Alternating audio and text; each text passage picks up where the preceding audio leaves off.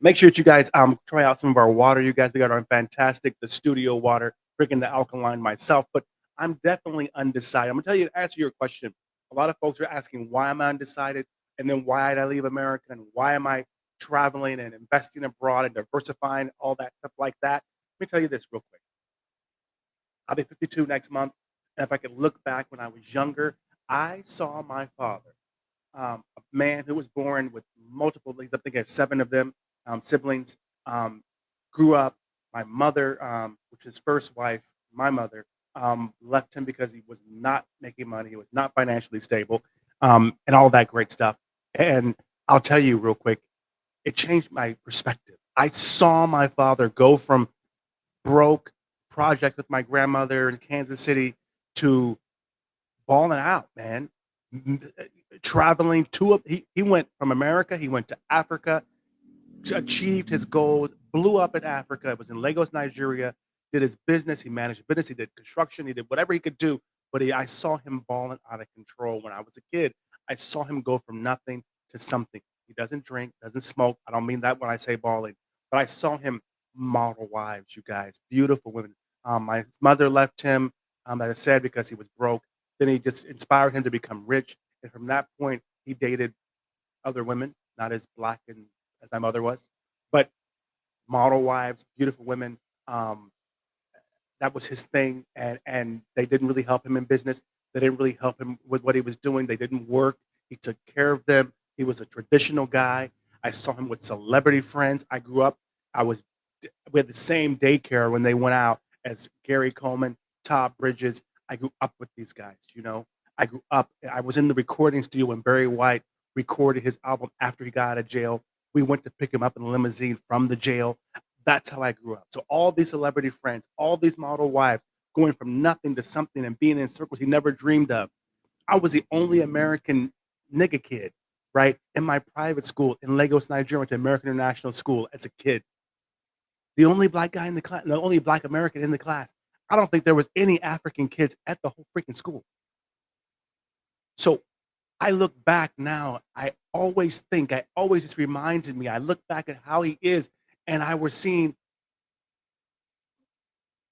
we were always the only black family in the neighborhoods we lived in. You know what I mean? I was the only black American kid at the American International School at that time. This is at elementary. I was in grade 4, 5. Okay. We were the first black family to have stallions, Frisian stallions in Ramona, California.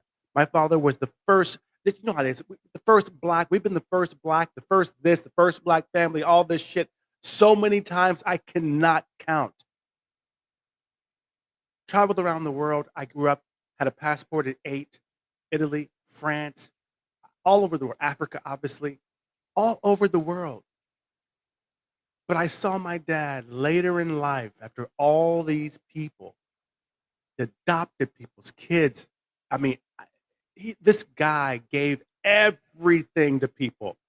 I was the only child at that time, and my sisters came later. Jealous as everybody, jealous at how he treated other kids, how he was with his family, how with his friends. I would grew up like that, seeing this man neglect his kids to help others. He was a beautiful, well, he's still around, beautiful guy. But when he had a little accident and he couldn't quite get himself back together, and now that he's in a retirement home, nobody gives a fuck. Nobody. All these celebrities, all these people, I used to spend Christmases and parties at Kool and the Gang's house in LA. The one brother, rest his soul, I think he died in COVID. That was me. When we were in Africa, we had our home there. Jody Watley, remember her? They came to stay with us. Third World came to stay with us. The reason I know the Haley's doing Roots is because Grandma Roots or Uncle Roots, or I don't can't think of who it was. My grandma knew them, and they wrote the Roots book partly at my house with my family. I still talk to the Haleys, by the way. Thank God for you guys. But I learned that seeing my dad do that, did nobody give a fuck about him? All that he did, his clothes, he was a fashion, he was a two-stepping, he was in the Two Steppers movie. My dad. And my aunties, everybody in my family is somebody. But seeing him go from where he was up so fucking high to where he is right now and seeing that nobody cares.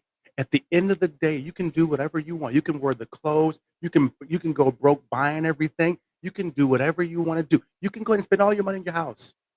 Go ahead and be broke, trying to look good. Go out and spend all your money on fashions. Go out and even give everything that you have to all these people. But I guarantee you one thing I saw. If you look at any of these retirement homes, y'all, you can get evidence of this throughout there, especially for black men out there. Sorry, black men. Black men are dying, are living, are retiring in retirement homes alone, single. So when I was a kid, seeing how he was, and I accepted it. As I got older, I just knew that was my dad. He was a very generous, loving guy. I grew up just knowing that's the way it was. But then seeing when he needed help, and I've traveled the world, I'm like, we're not close. My dad weren't very close like that, But then he was a great dad, though. He is a great dad, but it woke me the fuck up. I'm the kid, remember? I saw him giving away all of his wealth, giving away all of my inheritance my whole life. This is a man that funded MC Hammer concerts. This is the man that designed the MC Hammer troop stores. Remember those? My dad. His name was Ajax. You know, my mom was amazing as well. But he did all this stuff. I think we had 12 cars at one time. Jaguars, Rolls Royce, Porsche, trucks, classic cars, Frisian stallions running around to impress all these people and to impress these women. My dad's weakness, I gotta admit, was pretty women. Not a lot of them. He was a good husband, didn't cheat, wasn't that guy. Remember, doesn't drink, doesn't smoke. That's my dad. Don't look at me, alcoholic. Show. Don't look at me. My dad wasn't like that. But I saw that in the day when he did this, nobody cared. So now I focus on quality of people, not quantity of people. I got 5 good friends. I know about 5,000. 32,000 of you viewed my Trump video last week. 5,000 businesses we've touched around the world with our business, from Antonio.com, PhilippinesMagazine.com. I got like 5, maybe 10 friends, including my family. I have and value quality relationships, only quality people. People I can be myself around. I don't mind faking it. I don't mind going to the events and being plastic. I don't mind that. But I saw my dad giving all that away. I don't have a wedding ring, but none of those inheritance, all of those things he gave away. Horses, ranches, houses. He was that guy that wanted to help everybody from the hood. But I realized seeing him, especially now, in the end, when it's all gone, all these motherfuckers is gonna be gone because nobody truly cares. So one thing it did give me insight. I talked to my father about this, as well. I started realizing, well, I don't need all this stuff. I can live a simple life. I can downsize my life. I can live anywhere in the world that I want. So why would I kill myself to make all this money when ultimately we don't own shit anyway? You can't take it with you. Let me break this down real quick. What that means is not that you can't take it with you and you're selfish. No, it means at the end of the day, all the money, all the people that you're screwing over to make those deals, all the time you're neglecting your family, your kids, all that time, at the end of the day, it's for what? Because nothing is going to matter in the end anyway. So you may as well, if you're around 30 years old, get your 5 besties. Maybe your sexy 6 and keep them. Because all the other people that come into your life after that, after you've made it, after you can give, after you can do, they're not going to usually be genuine. And I saw my dad go through it, y'all. And I realized, one, I didn't want to be in a retirement home. That's why I left America. I can't. My father was much more successful than me, made much more money in his lifetime than me. Celebrities, business, all over the world, lived. I enjoy quality. And like I said, at the end of the day, they don't give a fuck anyway, y'all. So you might as well focus on the things you enjoy. I decided to create the life that I wanted to retire in now. That's what I did. I decided to do that. I wanted a bungalow in a tropical country. I want to be able to work from my own studio. I want to be able to write. I want to be able to make my money from my writing. I want to be able to help out all the things. Me and my father are very alike, but I want to do it in t-shirts around the few select people that I know. I want to I didn't think that I was the savior for the hood. I didn't think that I was a savior for my family or anybody else. I to forget about it because I saw how now to this day, my father's alive in a retirement home in Kansas City. Don't nobody visit him.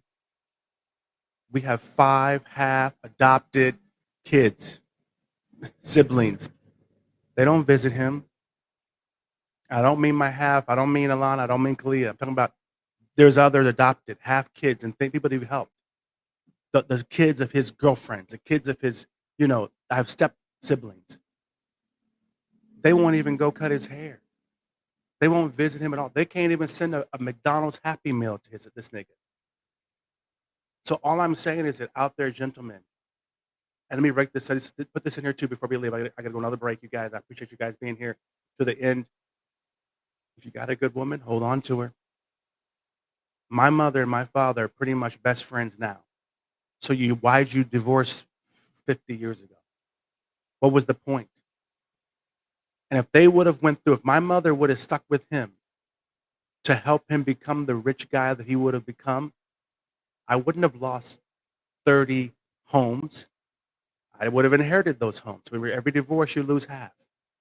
He wouldn't have had multiple divorces.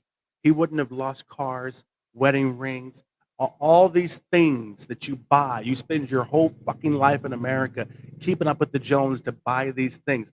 I can't imagine. My partner's parents have been together the same amount of time.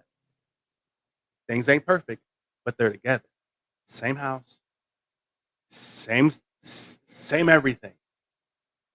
So they've been able to put all their kids through college. All their kids are successful, just like my family. But I can't imagine how much money the American family, men, women, if you're together, how much your children would have, would inherit, would understand, would hold on to if it wasn't divorce, broken home, split up.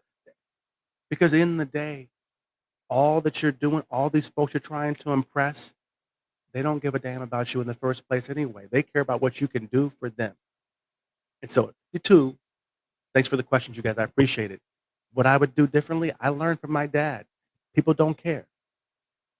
So what I would say to you is do differently is stop spending all your money to impress people, to go hang out with people, to show off to people that you hear this all the time, but you don't understand that the difference here with my lifestyle, being a minimalist, being in the tropics, is it now, instead of killing myself, working 70 hours a week to have the Escalade, to have the Chevy Tahoe, to have the suits and the shoes and the house and the dogs and the dates, I can work 25 hours a week and enjoy the rest of my life and make the same amount of money that I made at the end of the net after I worked my 70 hours and then deducted all this shit that I was buying to impress people.